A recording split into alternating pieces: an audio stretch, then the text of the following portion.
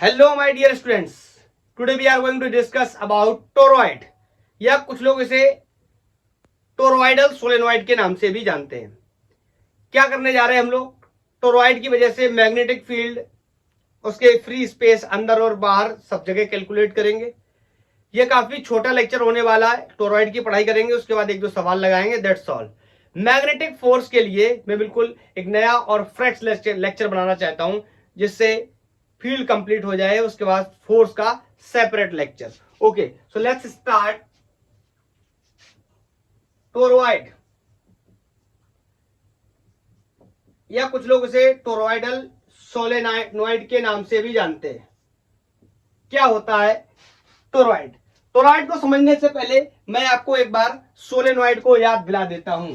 क्या था? एक इंसुलेटिंग पाइप था, उसके ऊपर अपन ने क्या किया था, इस तरीके से वायर की टर्निंग की थी और बैटरी लगाई थी, जिससे हमने क्या किया था, पोटेंशियल डिफरेंस क्रिएट करके इसमें करंट दिया था। जब इसमें करंट गया था तो ये एक मैग्नेट की तरह बिहेव करने लगा, और मैग्नेट की तरह बिहेव करने लगा तो इसमें मैग्नेटिक फील्ड का प्रोडक्शन हुआ। मैग्नेटिक फील्ड का कितना प्रोडक्शन हुआ, प्रीवियस लेक्चर में हम लोग डिस्कस कर चुके हैं कि सेंटर पर एक्सिस के पैरेलल कितनी फील्ड होती है, बाहर जीरो क्यों होती है, एंड पे हाफ होती है। इन सारी चीजों की बात हम कर चुके हैं। आज हम बात करेंगे टोरॉइड की। क्या होता है टोरॉइड? सबसे पहले समझते, मेरी बात को ध्यान से सुनना और ट्राई टू फील इट। इसको मैंने ऐसे उठाया बाहर, ऐसे, ये सोलेनॉइड है मेरे हाथों के बीच में, इसको ऐसे दबाया, समझे? इसको पकड़ा, ऐसे दबाया, इसको पकड़ा, ऐसे उठाया, ऐसे दबाया। जस्ट लाइक जो बर्गर होता है, बर्गर को हम इस तरीके से अगर दबाएं तो ये कैसा हो जाएगा, इसका स्ट्रक्चर समझने की कोशिश करना। ये इस तरीके से खोखला या इंसुलेटिंग पाइप है, वही वाला। अब आपको पता ही है दब गया। अरे अब ये मत समझने लगना कि ये प्लास्टिक का है, इंसुलेटिंग दब कैसे गया, ये समझाने के लिए बता रहा हूं कि इस तरीके से दब थोड़ी जाएगा कोई। तो ये इस तरीके से मैंने कर दिया, और फिर मैंने क्या किया, इस पर मैंने इस तरीके से वायर्स की टर्निंग करना शुरू कर दिया। क्लियर? और मैंने टर्निंग करी इस तरीके से,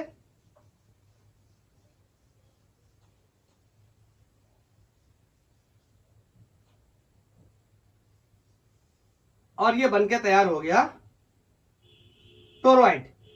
यहां से कोई करंट दे दी, लेट से बैटरी वगैरह लगी होगी, और यहां से करंट वापस आ गई होगी। Is that clear? तो इसको सोलेनॉइड का चचेरा भाई भी समझ सकते हैं हम, इसीलिए इसका नाम टोरॉइडल सोलेनॉइड भी होता है। क्लियर?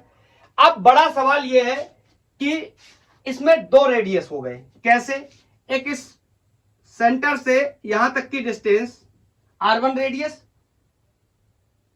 बोलो, होलो सिलेंडर की तरह समझ सकते हैं, इसमें डबल रेडियस होते, और लेफ्ट से यहां तक का डिस्टेंस इज R2। क्लियर? और मेरे से क्वेश्चन पूछा जाएगा कि सोलेनॉइड की वजह से या टोरॉइडल सोलेनॉइड की वजह से या टोरॉइड की वजह से कितना मैग्नेटिक फील्ड बनेगा, जैसे हमने सोलेनॉइड में बात करी थी। सोलेनॉइड में सेंटर पर निकाला था, इंड्स पर निकाला था, और बाहर निकाला था, और पता चला था जीरो किस तरीके से, रीजन भी हम लोगों ने क्लियरली समझा था। तो यहां पर भी तीन सवाल है।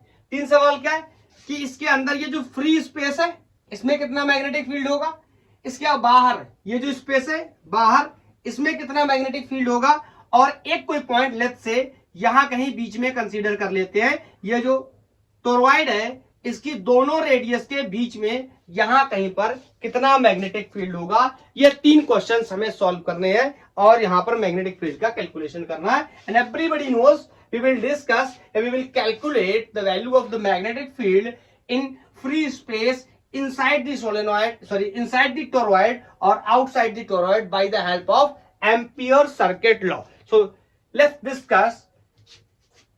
पहले डिस्कस करते हैं। लेट्स से मैंने यहां पर एक कोई पॉइंट ले लिया, इज दिस क्लियर? और इस पॉइंट के अबाउट क्या करेंगे, एम्पीरियन लूप बनाएंगे, और इसका रेडियस लेट्स से मैंने कोई क्या बोल दिया, R बोल दिया। तो यहां पर करेंगे क्या, मैग्नेटिक फील्ड का कैलकुलेशन। तो पहला पार्ट ले रहा हूं मैं, कहां कैलकुलेट करने जा रहा हूं, फ्री स्पेस में। ये जो फ्री स्पेस है, so I can say small r is less than R1।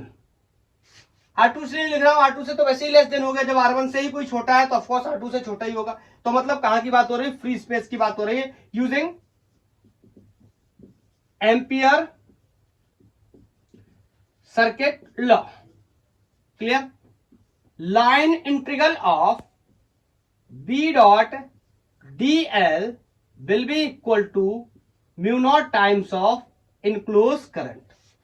आप यहां पर क्लियरली देख सकते हैं, ये जो करंट है इन वायर्स के अंदर है, बोलो कहीं पर भी आप किसी भी तरीके से मान लो करंट इन वायर्स के अंदर है, हर एक टर्न में करंट है, लेकिन जहां पर मैंने ये लूप बनाया हुआ है यहां पर कोई भी करंट नहीं है। इस बात के बारे में हम पहले भी डिस्कस कर चुके हैं। तो बोलो जहां एम्पीरियल लूप बनाया है वहां पर कोई करंट नहीं है, इसका मतलब करंट की वैल्यू क्या है, zero. That's why magnetic field की भी वैल्यू क्या होगी, zero. So magnetic field is going to be zero. कहां पर, फ्री स्पेस में। अब चाहो तो ऐसे भी कर सकते हो, B D L cos theta, क्या मतलब है उसको एक्सप्लेन करने का। व्हेन वी नो कि there is the no current, it means there will be the no magnetic field, simple. Next, अगर मैं बात करूं इनसाइड इनसाइड दी टोरॉइड के अंदर बात करूं, मतलब ये वाला मैं हटा दे रहा हूं, पहला पार्ट अपन ने सॉल्व कर लिया इसके लिए, तो ये वाला ये लूप मैं हटा दे रहा हूं।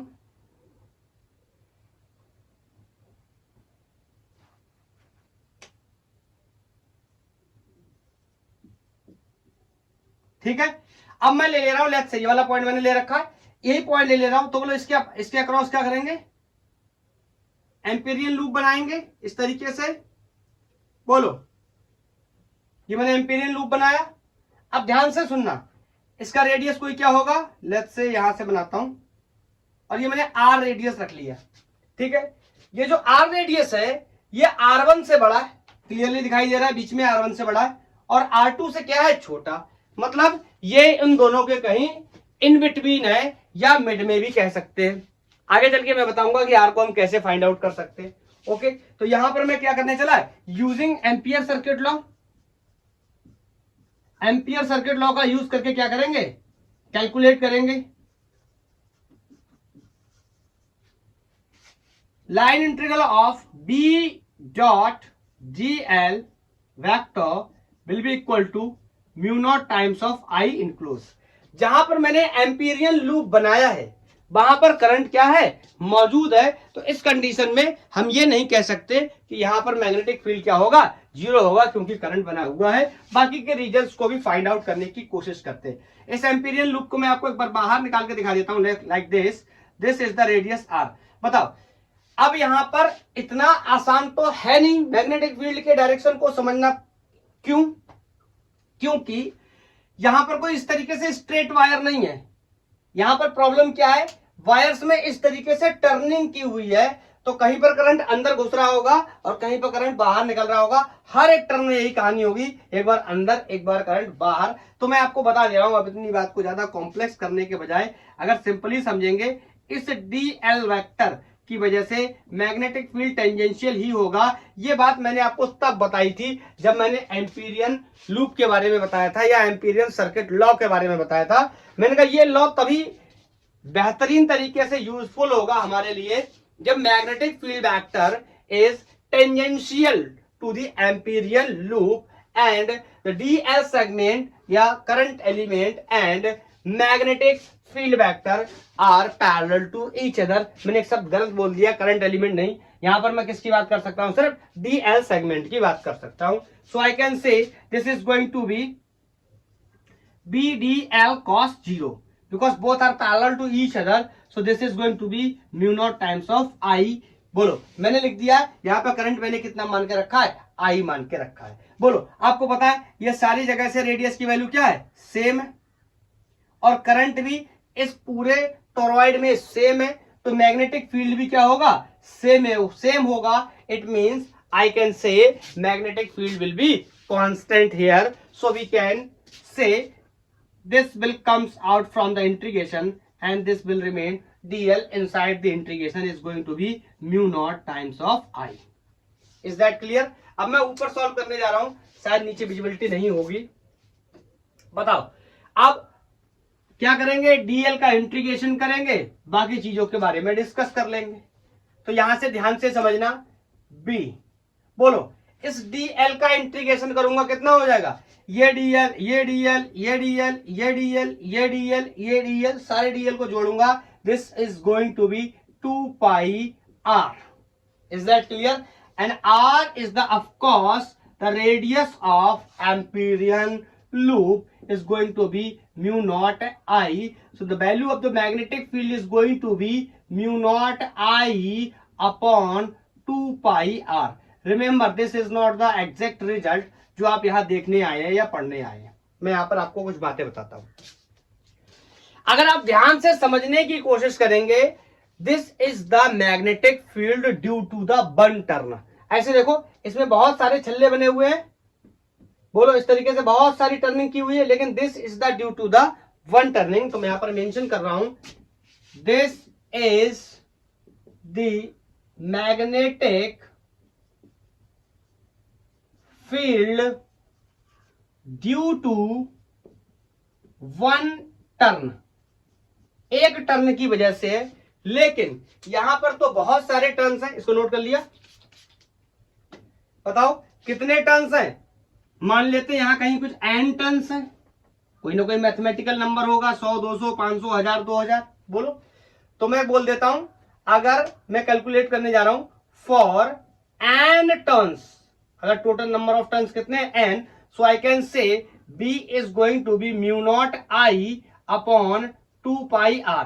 This is the magnetic field due to the one turn, and अगर हम इसको मल्टीप्लाई कर देंगे n से, so this will be for, ऊपर लिखा हुआ है फॉर n टर्न्स। अब यहां पर एक सवाल और पैदा होता है, टोटल नंबर ऑफ टर्न्स की तो बात करेंगे, लेकिन कभी कभी questions number of turns per unit length में भी दिया होगा, लाइक सोलेनॉइड, तो उसमें हम किस तरीके से इसको सॉल्व करेंगे। तो मैं यहां पर आपको बताता हूं, बोलो क्या था, n is equal to capital N over L, this was number of turns per unit length, मतलब हर पर यूनिट लेंथ में कितने नंबर होंगे, इस बात के बारे में हम डिस्कस करते थे। किससे, small n is equal to capital N upon L, when capital N is total number of turns, जितने भी टोटल टर्न्स है किसके अंदर, इस टोरॉइड के अंदर। ऐसी ही कुछ कहानी थी सोलेनॉइड के लिए भी। So I can say capital N can be write n times of small l। बोलो अगर मैं यहां पर चाहूं तो इस कैपिटल N की वैल्यू कितनी रख सकता हूं, n times of small l। मेरी बात को बहुत ध्यान से सुनना, और मेरे को अगर इस स्मॉल l की वैल्यू लिखनी हो तो मैं इस स्मॉल की वैल्यू यहां पर 2 पाई r लिख सकता हूं। मेरे से ऐसा सवाल कोई भी नहीं पूछ सकता कि आप ऐसा क्यों कर रहे हो, इसके पीछे वजह बहुत साफ है। This is not the straight wire, this is the circular wire, और सर्कुलर वायर की लेंथ सर्कल के सरकमफेरेंस के बराबर होती है, और किसी भी सर्कल का circumference 2 pi times of radius, it means 2 pi r होता है। So I can say the length of the wire here will be L equal to 2 pi r। एक बात मैं आपको यहाँ पर और भी साझा करना चाहता हूं, बताना चाहता हूं। बहरहाल मैं यहां रख दूंगा, एलिमिनेट हो जाएगा, आंसर आ जाएगा। देखो मैं अगर चाहता तो तुम्हें ऐसे भी बता सकता था, मेरी बात को बहुत ध्यान से सुनना। मैं यहां पर ये ऐसे बता रहा हूं, बाद में क्यों नहीं बता रहा हूं इसको भी वजह बताऊंगा। यहाँ पे मैंने जब इंटीग्रेट किया था तो डीएल को मैंने 2 पाई r लिखा था, मैं चाहता तो l लिख देता। मेरी बात को बहुत ध्यान से सुनना, is equal to this is going to be mu naught i, और मैं कहता ये कहानी तो एक टर्न की है, यहाँ नंबर ऑफ टर्न्स मैक्स कितने होंगे, n होंगे, और n को मैं यहां से रिप्लेस कर देता से छोटू n इंटू एल से, और यहाँ l से l मर जाता, और मैग्नेटिक फील्ड की value mu naught n i आ जाती। और यही रिजल्ट सोलेनॉइड के लिए भी होता है, यही रिजल्ट टोरॉइड के लिए भी होता है, और आपके सवाल भी लग जाते। लेकिन प्रॉब्लम क्या है, कई बार क्वेश्चन ऐसा कहेगा कि मिनिमम और मैक्सिमम मैग्नेटिक फील्ड बताओ इन केस ऑफ टोरॉइड, तो ये एक्सप्रेशन काम नहीं करेगा। क्यों, क्योंकि मिनिमम के लिए अगर इस मैथमेटिक्स को समझने की कोशिश करोगे, ये सब क्या कर देगा, कांस्टेंट। तो डिपेंडेंसी किस पे हो जाएगी, रेडियस पे। जिसका रेडियस कम होगा फील्ड उसका ज्यादा होगा। इसका मतलब जो इनर रेडियस है यहां पर मैग्नेटिक फील्ड ज्यादा पैदा होगा, और ये जो आउटर रेडियस है यहां पर मैग्नेटिक फील्ड कम पैदा होगा। इसी वजह से मैं यहाँ पे आपको इस तरीके से कॉन्सेप्ट में बता रहा हूं। मैंने किया है ना, ये मैंने सोलेनॉइड के केस में किया हुआ है। आप जाके देखेंगे मेरे सोलेनॉइड का लेक्चर को, तो वहां पे देखेंगे मैं वहां पर भी 2 पाई आर के टर्म्स में कर सकता था और बाद में 2 पाई आर को एलिमिनेट कर सकता था, लेकिन वहां पर इस तरीके का क्वेश्चन नहीं पूछता है आमतौर पे। तो मैं ये तो नहीं कहूंगा गलत किया, मतलब सस्ता करके निकल आया, लेकिन यहां पर ऐसे करूंगा तो काम नहीं चलेगा। आई नो अबाउट दिस, क्योंकि क्वेश्चन पूछ लेगा आगे चल के मैक्सिमम और मिनिमम फील्ड के बारे में, then you will not able to solve that particular question, क्योंकि मैंने इसको पढ़ाया नहीं है। इस वजह से मैंने इस कॉन्सेप्ट से आपको बता दिया। तो मैं आपको बता रहा हूं कई बार क्वेश्चन डायरेक्ट रिजल्ट से सॉल्व होगा और कई बार डायरेक्ट रिजल्ट से सॉल्व नहीं होगा, और क्वेश्चन यहां से सॉल्व होगा। तो यहां वाला सवाल हमारे लिए ज्यादा इंपॉर्टेंट होगा in comparison to mu naught n I वाला सवाल वो सारे लोग कर लेते हैं। तो यहां पर मैं रखने चला इस वैल्यू को, I can say mu naught I upon 2 pi R and the value of capital N will be equal to small n times of the L, and the length of this imperial loop is going to be 2 pi times of R. So I can say n into 2 pi R, और ये 2 pi से 2 pi R से 2 pi R क्या हो गया, eliminate हो गया, and the value of magnetic field inside the toroid is mu naught n I।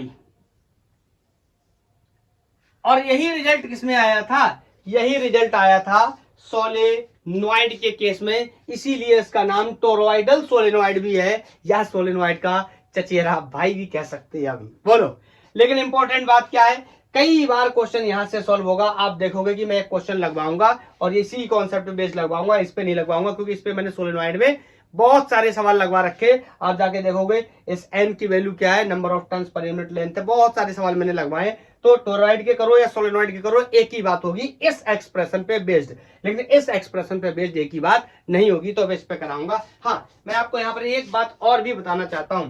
कई बार क्वेश्चन ऐसा होगा कि आपको इसका इस्तेमाल करके क्वेश्चन का आंसर बताना है, लेकिन आपको पता होगा ये रेडियस कुछ दे रखा है, ये रेडियस कुछ दे रखा है। उदाहरण के लिए ये रेडियस 10 सेंटीमीटर है, ये रेडियस 15 सेंटीमीटर, लेकिन ना तो आपको 10 लेना ना आपको 15 लेना है, क्योंकि आपको यहां लेना है क्या, R. So this R is, मैं यहां पे मेंशन कर दे रहा हूं, इंपॉर्टेंट बात है, सारे लोग याद रखेंगे।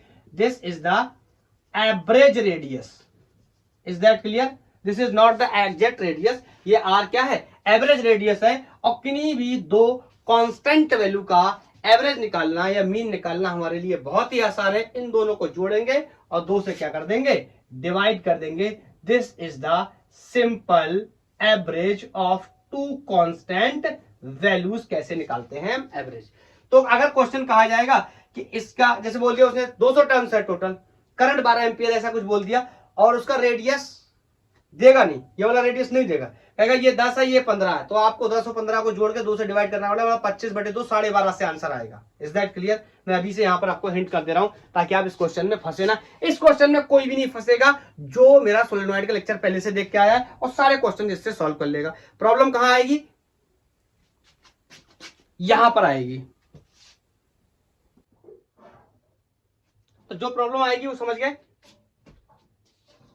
कि यहां पर जब भी 2 रेडियस देगा अपन दोनों का एवरेज निकाल के लगा देंगे। तो यहां से भी क्वेश्चन सॉल्व होंगे, अभी बात करेंगे, और यहां से भी होंगे, यहां से इजी हो जाएंगे अगर आपने सोलेनॉइड पर रखा है तो। यहां वाले को थोड़ा सा ध्यान से देखेंगे, जिसमें करंट, नंबर ऑफ टर्न सब कुछ दिया होगा और रेडियस के बारे में डिस्कशन करना होगा, वो हम निकाल सकते हैं। चलो, 2 पॉइंट्स पे हमने डिस्कस कर लिया, 2 जगह पे हमने डिस्कस कर लिया। तीसरा और लास्ट पॉइंट पे डिस्कस करने जा रहे हैं। अंदर कर लिया, फ्री स्पेस में 0 हो गया। सोलेनॉइड के अंदर कर लिया, फ्री स्पेस में कर लिया, 0 हो गया, अंदर कर लिया। अब बाहर का पॉइंट लेंगे और बाहर डिस्कस करेंगे कि कितना मैग्नेटिक फील्ड हो सकता है बाहर के केस में। बोलो, तो आप नोट कर लो इसे, अगर नोट करना है तो। हटाऊंगा, अब सारे लोग अच्छे से नोट्स बना लिया करो ताकि बार बार पढ़ने में दिक्कत ना हो, रिवीजन इजीली कर पाओ आप लोग बाद में आगे जाकर के। ठीक है, चलो डिस्कस करते हैं। अब मेरे को एक पॉइंट लेना है जो कि टोरॉइड के बाहर है। टोरॉइड के अंदर डिस्कस कर लिया, टोरॉइड के फ्री स्पेस में डिस्कस कर लिया। Now we are going to discuss about the magnetic field outside the toroid, left से यहाँ पर मैंने कोई पॉइंट लिया हुआ है और ये रेडियस तो अपन पहले से R1 ले चुके थे, ये भी R2 ले चुके थे। तो इसके अबाउट क्या करेंगे, एम्पीरियल लूप बना लेंगे। बोलो, इज दैट क्लियर? तो मैं बात करने जा रहा हूं कहां, small r is greater than R2। Is that clear? R2 के बाहर हो गया तो R1 के ऑटोमेटिक बाहर हो जाएगा। इट मींस मैं बात कर रहा हूं कहां की, आउटसाइड की बात कर रहा हूं। और यहां पर मैं लगाऊंगा एम्पियर सर्किट लॉ, तो क्या हो जाएगा, B dot DL is equal to mu naught times of I enclose current जो भी होगी इस एम्पीरियल लूप के अंदर उसको लेंगे।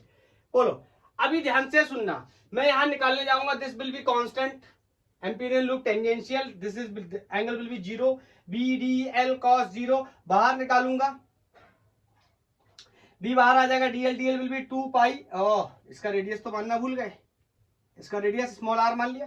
बोलो, तो यहां पर फिर से वही वैल्यू आ जाएगी और आपका सवाल गलत हो जाएगा। अगर आपने ऐसा किया तो जो मैं बता रहा हूँ फिर से वही वैल्यू आ जाएगी, अगर आपने ऐसा किया तो आंसर गलत आने वाला है। अब मैं आपको इसके पीछे वजह बताता हूँ, बहुत ही ध्यान से सुनना, बहुत ही केयरफुली सुनना कि इसके पीछे क्या वजह है। मैं आपको यहाँ पर बता रहा हूँ कि ये मैग्नेटिक फील्ड 0 होने वाला है और मैं आंसर लिखने जा रहा हूँ, यहाँ मैग्नेटिक फील्ड 0 हो गया। अब मैं आपको इसके पीछे का लॉजिक बताना चाहता हूं। अगर आप ऐसे सोच रहे हैं BDL cos 0 इस तरीके से निकालेंगे तो प्रीवियस वाला रिजल्ट फिर से आ जाएगा, लेकिन एक्चुअली में यहाँ पर मैग्नेटिक फील्ड बाहर होता नहीं है। क्यों, वजह सुनना। आपको पता है ये सारे वायर्स इस तरीके से टर्न करके बने हुए हैं, तो मैं किसी एक दो टर्न को बना करके आपको बताने की कोशिश करता हूं। लेट्स से ये एक टर्न मैंने बनाया, ऐसे बहुत सारे कंप्लीट होंगे, तो मैंने यहाँ पे ले लिया और यहाँ करंट आप देखो अंदर जा रहा है और यहां से करंट अगर आप डायरेक्शन बनाने की कोशिश करोगे तो यहां से करंट इस तरीके से बाहर आ रहा है। बोर्ड पे समझना थोड़ा सा मुश्किल हो सकता है क्योंकि ये टर्न को इतना आसान है नहीं, इस तरीके से बना हुआ टर्न है। तो मैं बता रहा हूं एक जगह करंट अंदर जा रहा है और एक जगह से करंट बाहर आ रहा है। शायद अब आपके लिए समझना ज्यादा इजी होगा कि इस तरीके से ये टर्न बना हुआ है, एक बार करंट यहां से इस तरीके से अंदर गया और यहां से इस तरीके से बाहर आया, तो मैग्नेटिक फील्ड का डायरेक्शन हम निकाल सकते हैं by the right hand thumb rule या palm rule. Put your thumb in the direction of current, natural curling of the finger. तो जब हम यहाँ पर निकालने जाएंगे मैग्नेटिक फील्ड की डायरेक्शन और यहाँ पे हम रखेंगे इस तरीके से, ध्यान से सुनना, इस तरीके से डायरेक्शन में रखेंगे किसके, करंट के। आप एक काम कर लो, एक तरफ इनवर्ट करंट मान लो, एक तरफ आउटवर्ट मान लो, ऐसा ही होगा। टर्न इस तरीके से बना हुआ तो एक बार करंट अंदर जाएगी एक बार बाहर जाएगी, तो एक बार अंदर मान लो, चाहे नीचे अंदर मान लो या ऊपर अंदर मान लो, हमारा कॉन्सेप्ट हमें क्लियर हो जाना चाहिए। तो मैंने अंदर मान ली डायरेक्शन ऑफ करंट और कर्लिंग करूंगा बोलो फिंगर्स की, तो यहाँ फील्ड का डायरेक्शन कैसा आया, इनवर्ट। ऊपर के केस में यहां बता रहा हूं, यहां आया इनवर्ट। Is that clear? अब नीचे वाले टर्न की बात करूंगा तो बताओ, इसके लिए अगर करंट मैंने अंदर लिया था तो इसके लिए करंट मैं बाहर लूंगा, बोलो इस तरीके से बाहर लूंगा, और यहां पर मैंने अंदर लिया था तो ये फील्ड करंट मैंने अंदर लिया था तो फील्ड कुछ इस तरीके से बनेगा, इस तरीके से बनेगा मैग्नेटिक फील्ड। ओके, अब ये करंट मैंने बाहर ले लिया तो यहाँ फील्ड कुछ इस तरीके से बनेगा, मतलब आई कैन से अगर यहाँ राइट बना था तो यहाँ लेफ्ट बनेगा। अब मेरी बात को बहुत ध्यान से सुनना, आपको पता है मैग्नेटिक फील्ड के जितने भी कॉन्सेप्ट को हम समझने की कोशिश करें, चाहे आप बायो सावर्ट लॉ से स्टार्ट करेंगे, mu naught I dl sine theta upon R square जैसी चीजों की भी बात करेंगे, तो वहां पर भी एक चीज देखने को मिलेगी, करंट, एलिमेंट और एंगल, तीन चीजों पर डिपेंड करता है। करंट इस टर्न में सेम है क्योंकि जो करंट मैंने यहां से दिया था वो करंट हर एक टर्न में सेम है, तो करंट सेम है। डिस्टेंस की बात करूं तो सेंटर से हर टर्न की रेडियस भी क्या है, सेम। तो बोलो डिस्टेंस भी सेम हो गई, करंट भी सेम होगा और हर डीएल सेगमेंट के लिए मैग्नेटिक फील्ड की वैल्यू क्या होने वाली है, सेम। लेकिन डिफरेंस क्या है कि एक के लिए मैग्नेटिक फील्ड किधर है, राइट साइड है, और उसी टर्न के लिए नीचे की तरफ किधर है, लेफ्ट साइड है, या फिर ऊपर वाले करंट की वजह से अंदर है तो नीचे वाले करंट की वजह से बाहर है। तो यहां पर जब मैं ये लिखने जाऊंगा ना BDL mu naught I enclose, तो इसमें ये B 0 हो जाएगा। क्यों? क्योंकि net magnetic field due to outward and magnetic field due to the inward current, मैं यहां पर मेंशन कर दे रहा हूं, B आउट का मतलब है magnetic field due to outward current, and B in का मतलब है magnetic field due to inward current, और magnitude of the magnetic field is same and the direction is opposite, So we can say the net magnetic field outside is going to be 0. ये concept clear हो गया? या मैं इसको आपको एक तरीके से और भी बता सकता हूं, सुनना कैसे। इस टर्म को मैं दो भागों में बांट ले रहा हूं। एक में मान ले रहा हूं कि इनवर्ट करंट के लिए, ठीक, तो ये हो जाएगा B D L will be mu naught I, clear, sorry, plus line integral of outward current के लिए B dot D L is equal to mu naught times of I enclose. अब इसको आप लगाओगे, यहां आएगा B D L cos zero, यहां पर भी लगाओगे B D L cos zero, लेकिन डिफरेंस क्या आएगा, एक बार कॉस जीरो आएगा, यहां पर B D L cos zero, तो यहां पर बी डी एल कॉस 180 आएगा।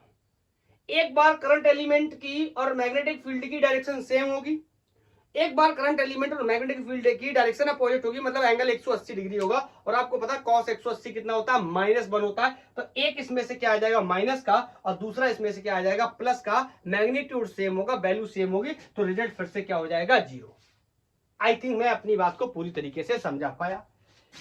या मैं इन शॉर्ट बोलना चाहूं तो मैं बोल सकता हूं कि किसी भी एक टर्म में इनवर्ड करंट से जितना मैग्नेटिक फील्ड बनता है उतना ही मैग्नेटिक फील्ड आउटवर्ड करंट से बनता है। मैग्नीट्यूड सेम होती है, लेकिन करंट की डायरेक्शन चेंज होने की वजह से मैग्नेटिक फील्ड का भी डायरेक्शन चेंज हो जाता है। या यूं कहें कि करंट का डायरेक्शन अपोजिट होने की वजह से एक बार इनवर्ड था एक बार आउटवर्ड था, तो मैग्नेटिक फील्ड का डायरेक्शन भी अपोजिट हो जाता है, इनवर्ड या आउटवर्ड या लेफ्ट या राइट हो जाता है। सो नेट मैग्नेटिक फील्ड क्या हो जाता है, कैंसिल हो जाता है बाहर की तरफ, या जहां पर हम कैलकुलेट बाहर कर रहे हैं।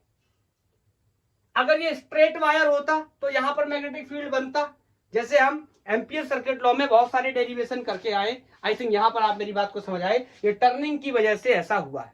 मैंने आपको प्रीवियस केस में भी बताया था, जब मैंने सोलेनॉइड के बारे में डिस्कस किया था, वहां पर भी टर्निंग थी। तो मैंने बताया था एक बार करंट इन एक बार करंट आउट, इसीलिए सोलेनॉइड के बाहर, सोलेनॉइड की बता रहा हूं, सोलेनॉइड के बाहर भी मैग्नेटिक फील्ड कितना था 0। मैग्नेटिक फील्ड सिर्फ कहां बच रहा था, सोलेनॉइड के अंदर और एक्सिस के पैरेलल। Is that clear? और एंड्स पे बच रहा था। तो आई थिंक ये सारा कॉन्सेप्ट आपका क्लियर हो चुका है कि कैसे अंदर और कैसे बाहर मैग्नेटिक फील्ड को हम कैलकुलेट करेंगे। तो मैग्नेटिक फील्ड टोरॉइड में कहां बता, अगर मैं बाय द वे सोलेनॉइड मेरे मुंह से निकल गया हो तो आप उसको टोरॉइड ही समझे, या सोलेनॉइड एक्सप्लेन किया तो अलग बात है। तो ये टोरॉइड में मैग्नेटिक फील्ड को मैंने समझ लिया है। अब मैं इसका एक क्वेश्चन आपको लगवा दे रहा हूं। इस वाले कॉन्सेप्ट पे मैं क्वेश्चन नहीं लगवाऊंगा, B = म्यू नॉट एन आई। इस वाले कॉन्सेप्ट पे हम बहुत सारे क्वेश्चंस का डिस्कशन कर चुके हैं इन केस ऑफ सोलेनॉइड। तो आप प्रीवियस लेक्चर सोलेनॉइड का देख लेंगे तो वहां पर भी आपको बहुत सारे क्वेश्चन मिल जाएंगे। मैं टोरॉइड का स्पेशल क्वेश्चन करवाना चाहता हूं जो स्पेशली टोरॉइड के लिए ही हम यूज कर सकते हैं। तो मेरा क्वेश्चन है, अ कॉइल रैप्ड, एक कॉइल को क्या किया गया है, रैप्ड किया गया है, उसकी टर्निंग बनाई गई है around a toroid which has inner radius 20 centimeter and an outer radius 25 centimetre. देखा, दो अलग अलग रेडियस दे रहा है टोरॉइड के केस में, बोलो, and a 12 ampere current is flowing through toroid. 12 ampere की करंट फ्लो कर रही है। फिर मेरे से बोल रहा है find maximum and minimum magnetic field. एक तो ये बात हो सकती है, और दूसरा मेरे से बोल सकता है find magnetic field inside the toroid. Inside बोला है, फ्री स्पेस में नहीं बोला है। फ्री स्पेस अलग चीज है, इनसाइड का मतलब जहां पर बाइंडिंग की गई थी उसके अंदर की बात कर रहा है। तो चलो देख लेते हैं, पहले वाले क्वेश्चन को पहले सॉल्व करते हैं। तो मैं यहां पर एक छोटा सा फोटो बना देता हूं टोरॉइड का। तो ये इस तरीके से अपना टोरॉइड हो गया, और इस टोरॉइड में दो रेडियस हैं, एक 20 है और एक 25 है, तो मैं लिख दे रहा हूं R1 is 20 centimetre and R2 is 25 centimetre and current is 12 centimetre. Current is 12 ampere, not centimetre, 12 ampere. तो मेरे को बताना है मिनिमम और मैक्सिमम फील्ड का होगा। आपको पता है कि जो एक्सप्रेशन है दैट इज, एक चीज देना मैं भूल गया हूं, मेरे को लिखना पड़ेगा, नंबर ऑफ टर्न्स भी तो बताने हैं, नहीं नंबर ऑफ टर्न्स कैसे, अच्छा क्वेश्चन की लैंग्वेज खराब हो जाएगी, मिटाना पड़ेगा, क्या क्या करूं, लिख लो, यहीं पे लिख लो साइड में। द टोरॉइड हैज 800 टर्न्स, ठीक है, टोटल 800 टर्न्स है टोरॉइड में। तो बोलो क्या करेंगे, mu naught I upon 2 pi R into N, यही तो था ना रिजल्ट। अब मेरे से बोल रहा है क्या, इसको मिनिमम या मैक्सिमम बताओ। तो आपको पता है नंबर ऑफ टर्न्स फिक्स है, मैंने यही तो बोला था ना आपको। करंट भी फिक्स किया है, करंट भी फिक्स है 12 एम्पियर, म्यू नॉट भी कांस्टेंट है, 2 पाई भी कांस्टेंट है, सिर्फ वेरिएबल कौन हो सकता है, आर। तो अगर आप रेडियस को कम ले लेंगे तो ये मैक्सिमम हो जाएगा क्योंकि इनवर्सली प्रोपोर्शनल है। तो मैं अगर यहाँ R1 कर दूं तो ये B कैसा हो जाएगा, मैक्स। Is that clear. और अगर मैं यहां पर mu naught I upon 2 pi R into N, N fix है, आई फिक्स है। अगर मैं आपसे बोल दूं कि यहां पर मेरे को इसको क्या करना है मिनिमम, तो मैं इसको क्या कर दूं मैक्सिमम, मतलब क्या कर दूं R2, बड़ा कौन है R2, तो this is going to be minimum. Is that clear. बोलो अब यार इसको सॉल्व करना आपका काम है, बहुत ही आसान है। म्यू नॉट की value 4 pi into 10 to the power -7, current 12 है, नंबर ऑफ टर्न्स 800 है, नीचे 2 pi, radius 20 into 10 to the power -2, centimetre को मीटर में कन्वर्ट कर लिया। ये सबको काटते रहना और काटने के बाद सॉल्व कर लेना, दोनों ही तरफ मैं वैल्यूज को डाल दे रहा हूं, फिर रिजल्ट बता दे रहा हूं।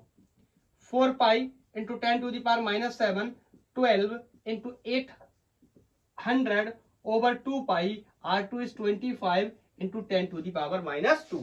ये दोनों को सॉल्व करोगे तो ये मिली टेस्ला में आपको आंसर आते हुए दिखाई देंगे। This will comes out approx 7.68 milli Tesla.